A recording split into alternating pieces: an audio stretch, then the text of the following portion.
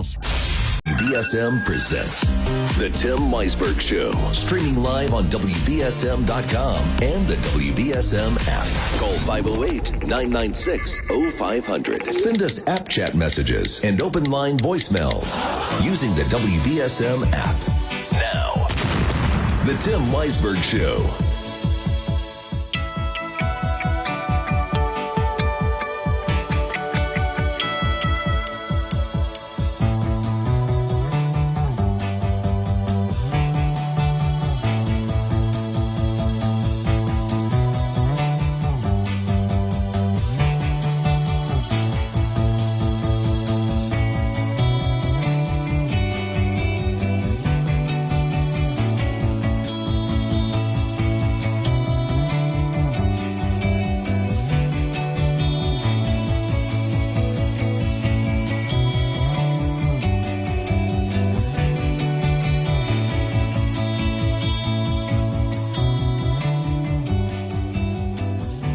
Get a women's team. They will start playing in the 2026 season. It'll be the 14th team in the league, and the commissioner wants to get 16 teams in the next 3 or 4 years. Sherry Preston, ABC News. From grown-worthy dad jokes to patching up skinned knees, your one-of-a-kind dad deserves a gift guaranteed to take him to his happy place. Show him the love with a gift as unforgettable as he is. Omaha Steaks. Order the deluxe Father's Day gift package at omahasteaks.com. 20 unforgettable entrees plus 4 free burgers for just $89.99 when you use promo code QUALITY at checkout. That's omahasteaks.com, code QUALITY at checkout. Omaha Steaks, America's original butcher.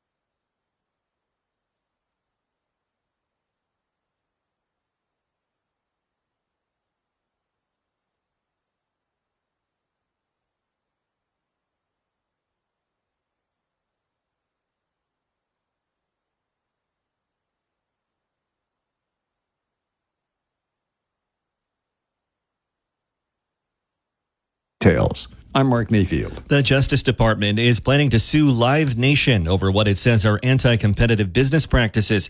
The entertainment company puts on concerts, sells tickets, and owns venues. The lawsuit is expected to accuse the company of edging out competitors and driving up prices. And Apple Music is naming the top albums of all time. The streaming service just ranked its top 100 albums. Coming in first place was Lauryn Hill's The Miseducation of Lauryn Hill that came out in 1998. It was followed by Michael Jackson's Thriller, while the Beatles' Abbey Road came in third. WBSM Sports. The Red Sox beat the Rays after earning an 8-5 win in the series finale. Boston hosts Milwaukee for a 3-game set beginning tomorrow night at Fenway Park. And the Celtics are in finals game 2 with the Indiana Pacers at home tonight. Now, your ABC6 South Coast forecast. Brought to you by C Street. Your Thursday will feature a mostly cloudy sky. There is a chance of showers or even an afternoon, evening isolated thunderstorm. It's going to be quite muggy and warm with a high of 83. For tonight, mostly cloudy with patchy fog near dawn. Your low near 61. And for Friday, mostly sunny, nice, comfortable, dry, and still warm with a high of 83. From the ABC6 Weather Center, I'm meteorologist Kelly Bates on New Bedford's News Talk Station, 1420 WBSM. I'm Phil Devitt for WBSM News. Stay up to date with New Bedford's News Talk Station, WBSM, and get all of our content and breaking news alerts with the WBSM app.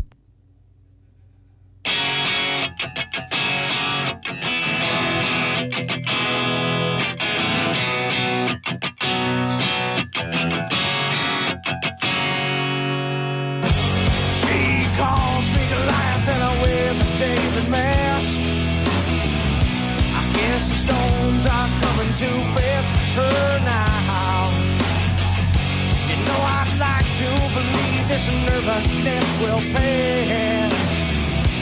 All the stones that are thrown are building up a wall. I have become calm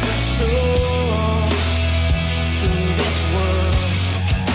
And welcome back in 508-996-0500.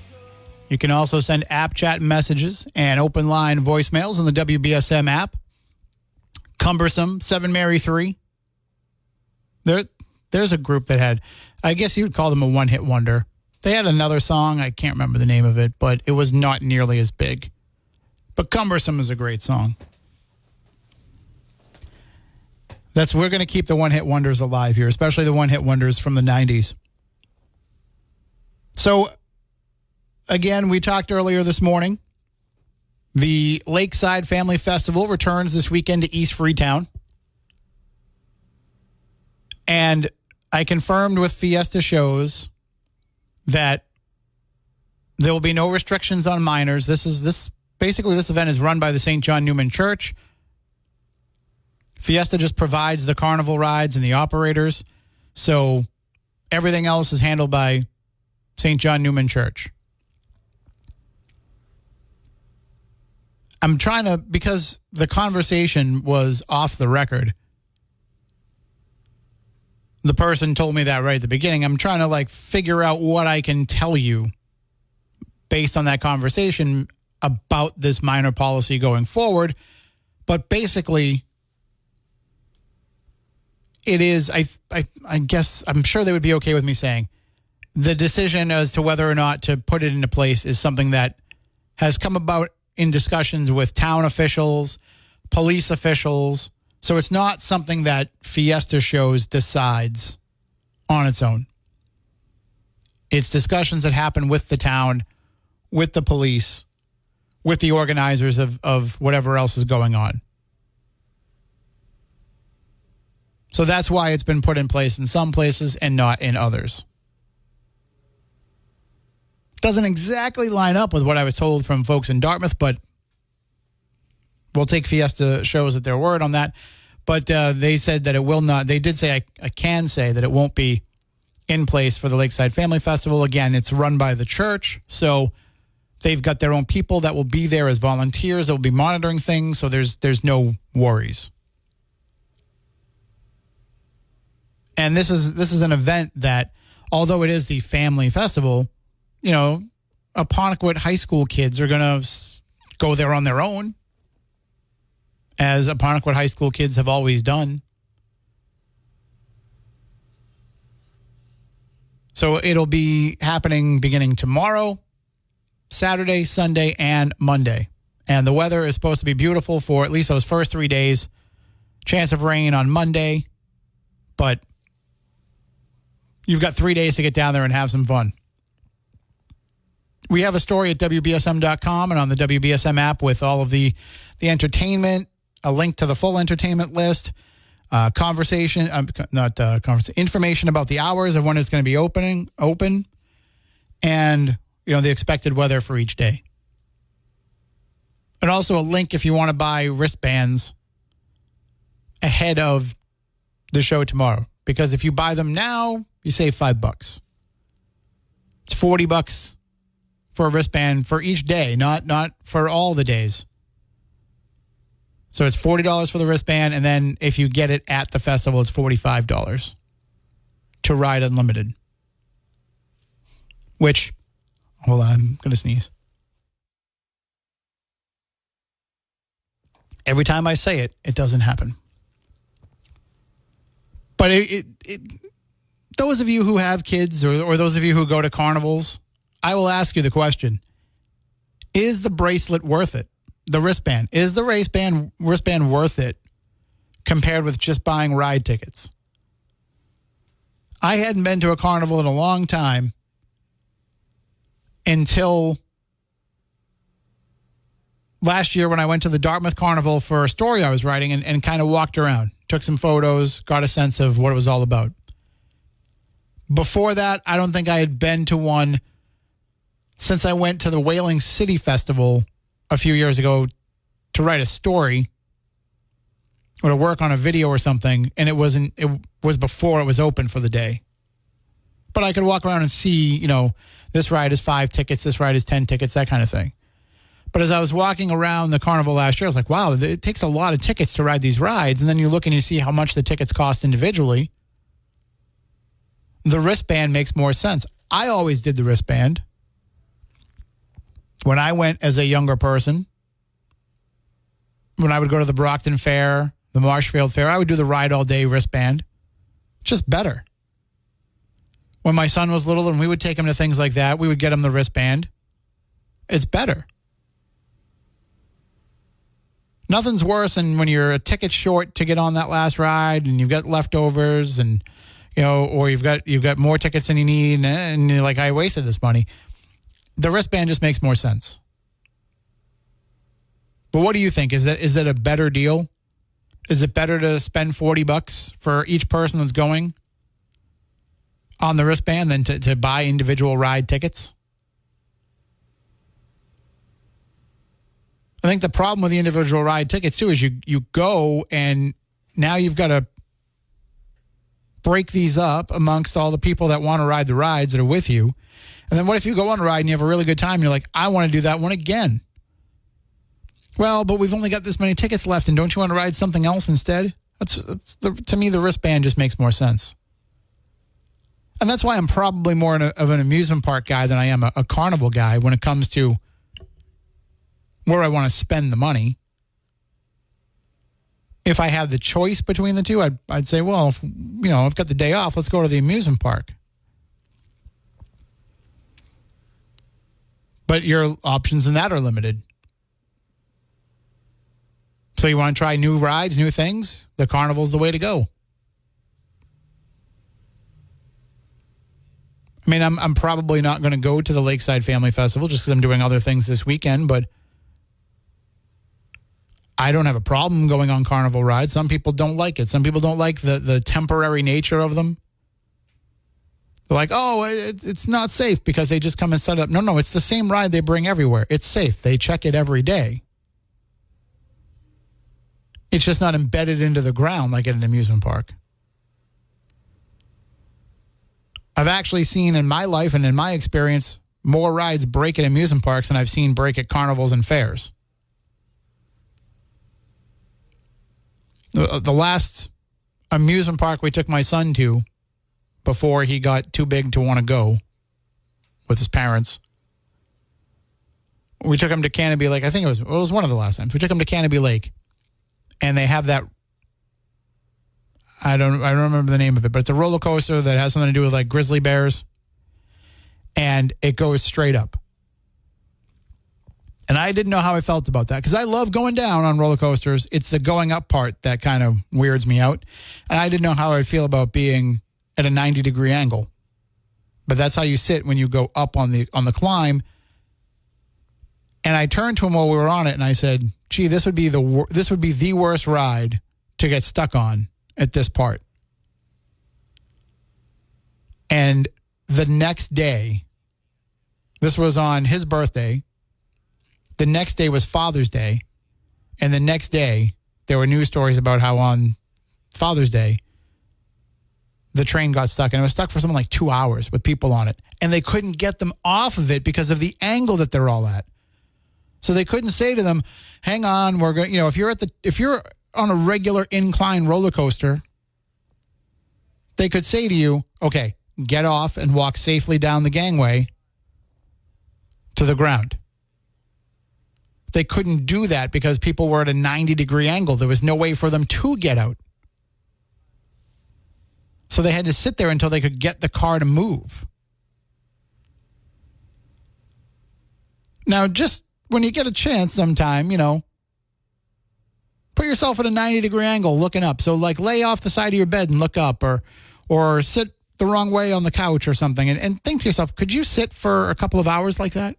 All the blood rushing to your head? How would you feel after that? And that's what those people went through. It's crazy. And I just turned to my son and I said, "Boy, we picked the right day to go, huh?" 508-996-0500. We'll be right back.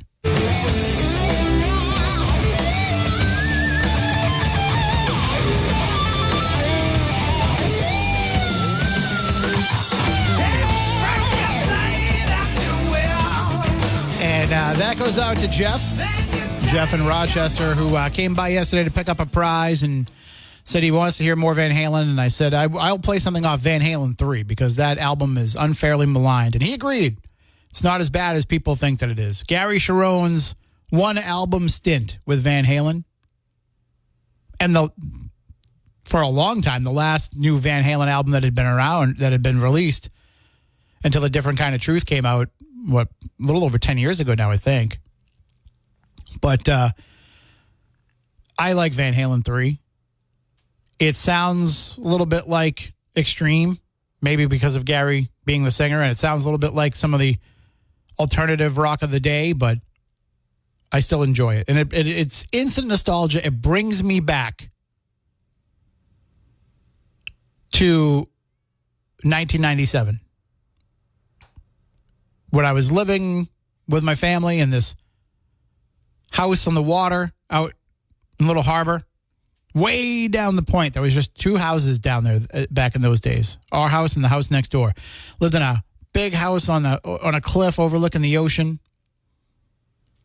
Drove a dirt road to get up and down there. It was like a mile long. Was driving an 82 Trans Am, red with a primer gray hood. That cassette in the cassette player. Rocking out to Van Halen 3. It instantly takes me back there, hearing that. Also, Everett in New Bedford says, 7 Mary 3 was not a one-hit wonder. They also had Water's Edge that hit number 7 in the U.S. Yeah, but number 7 on the modern rock chart. I mean, does that really count? I'm sorry, the mainstream rock chart, it was number 7. The modern rock chart, it was number 37. Whereas Cumbersome was number 1 on the mainstream rock, number 7 on the modern rock track, and it actually was number 39 on the Billboard Hot 100, which officially makes it a top 40 hit. I know. It's just semantics. I'm just kidding.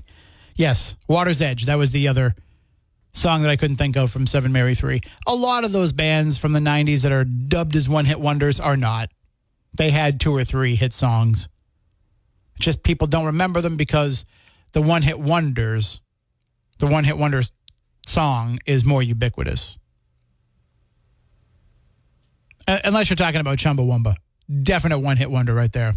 I've got to take one more break here. Why don't we get that out of the way? We'll be back in a few moments. And that have lo-fi introductions. It was like a real thing in the 90s. Like, let's make it sound like it's something that's old, and then we'll blast them with some modern stuff. So, yeah. I also got an app chat message as we're talking about 90s one-hit wonders. I got an app chat message from Participation Trophy Wife who says, just as long as you don't call the Refreshments one-hit wonders. And I would call the Refreshments one-hit wonders. Outside of Banditos, I mean, unless you're trying to say that the King of the Hill theme counts. But that wasn't, like, released as a song. But they did do the King of the Hill theme. But the only other one I know of is Banditos that hit the charts, which I'm tempted to play today. I was in my head yesterday because I was dealing with a lot of stupid yesterday. And I even put out on Facebook, like, is it just me or are people, like, especially stupid today? Because there was just a lot of it happening. And, of course, Banditos has the refrain, everybody knows the world is full of stupid people. So it's one of my favorite songs because it's so true.